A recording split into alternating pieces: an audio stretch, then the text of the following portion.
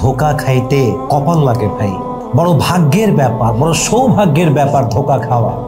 क्योंकि धोखा ही एक ऐसा चीज है जो खाने के बाद पता चलता है कि अपना तो सिर्फ अल्लाह है, बाकी सब के सब गद्दार है। मानुष धोखा खाওয়ার পরেই বুঝতে পারে যে একমাত্র বিশ্বাসযোগ্য ভরসাযোগ্য একমাত্র আপন আল্লাহ, বাকি সব যাদেরকে দেখা যায় এরা সব মুখোশের আড়ালে থাকা বেঈমান গাদ্দার ছাড়া আর কিছু নয়, ঠিক কি না বলেন? So you are so lucky if someone has broken your trust। আপনি বড় কপালওয়ালা মানুষ যদি কেউ আপনার বিশ্বাস নিয়ে খেলে, আপনি বড় সৌভাগ্যবান মানুষ যদি আপনাকে কেউ ধোকা দেয়। এবং মাথায় রাখবেন, আল্লাহ যখন দেখে যে আমার বান্দা দুনিয়ার মানুষকে অতিরিক্ত বিশ্বাস করছে, আমার বান্দা আমাকে বাদ দিয়ে দুনিয়ার প্রতি আসক্ত হচ্ছে, আমার বান্দা দিন দিন আমার থেকে দূরে যাচ্ছে, exactly at the same time Allah বান্দাকে ধোকা খাওয়ায়। আল্লাহ বান্দাকে বিশ্বাসঘাতকতার যে সার্কেলটা আছে, যে মোমেন্টটা আছে, এর ভেতর দিয়ে নিয়ে যাওয়ায়। এর কারণ আল্লাহ বোঝাতে চায় যে বান্দা, the way you are taking to go, যেদিকে তুমি যাচ্ছ, যে পথ তুমি নিচ্ছ যাওয়ার জন্য, দ্যাটস আ রং প্যাথ, এটা সঠিক রাস্তা নয়, এটা ভুল রাস্তা। তুমি যদি শুধুমাত্র আল্লাহকে বিশ্বাস করো, আল্লাহকে ট্রাস্ট করো, ধোকা খাওয়ার কোনো চান্স নাই। তুমি যদি মানুষকে বিশ্বাস করো, তুমি একবার নয়, তুমি শতবার ধোকাবাজির শিকার হবা, শতবার বেঈমানের শিকার হবা, ঠিক কিনা বলেন? কিন্তু মাথায় রাখবেন, ধোকাবাজ নিজেকে বড্ড চালাক মনে করে। সে ভাবে যে আমাকে কেউ ধরতে পারবে না, কেউ আমার ধোকাবাজি বুঝতে পারবে না।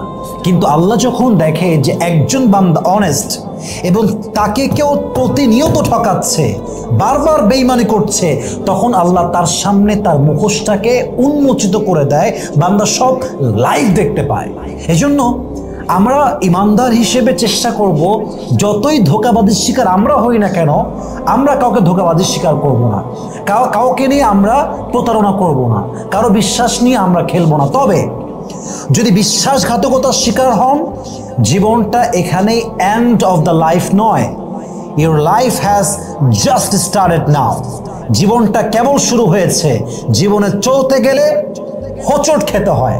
দেখবেন বয়স যখন বেড়ে যায়, বাবা মা আর আমাদেরকে থাপ্পড় মারে না বাচ্চাকালের মতো, কারণ বাবা মা বোঝে ওর যে বয়স হয়েছে, জীবন ওকে যে থাপ্পড়টা মারবে এই বয়সে, আমাদের থাপ্পড় মারার কোনো প্রয়োজন নেই। অতএব দিস ইজ দ্য লেসন, যত ঠকবেন, যত ঠেকবেন, আবার দাঁড়াবেন, যতবার বাধাগ্রস্ত হবেন আবার দাঁড়াবেন, যতক্ষণ পর্যন্ত সফল না হবেন ততক্ষণ পর্যন্ত থেমে যাওয়ার কোনো চান্সই আমাদের কাছে নেই, ঠিক কিনা বলেন?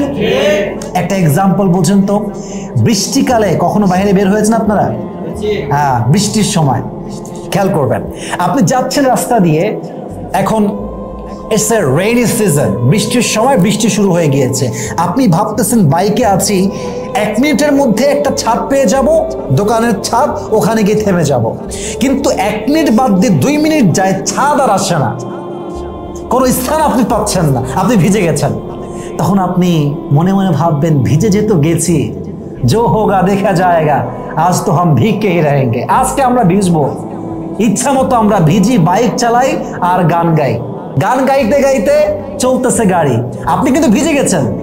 তার মানে কি, আপনি বুঝে গেছেন যেহেতু ভিজে গেছি, আজকে যতই ভিজি না কেন, আজকে আমি ভিজতে ভিজতেই বাড়ি যাব। I don't care about the rainy season, বৃষ্টি যতই হোক, I don't care about it.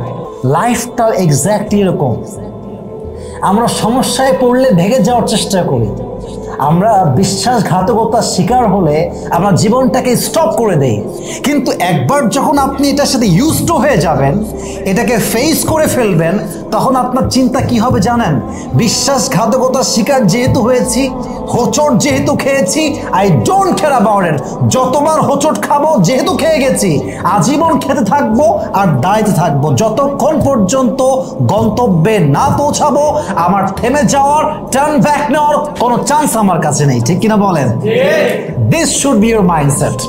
জীবনে বড় হতে চাইলে এই মাইন্ডসেট রাখতে হবে। অতএব ধোকা খাইলে নিজেকে আপনি কি বলবো, এটাকে আপনি নিজেকে দুর্ভাগা মনে করবেন না, নিজেকে আনলাকি মনে করবেন না, ফরচুনেট ভাববেন।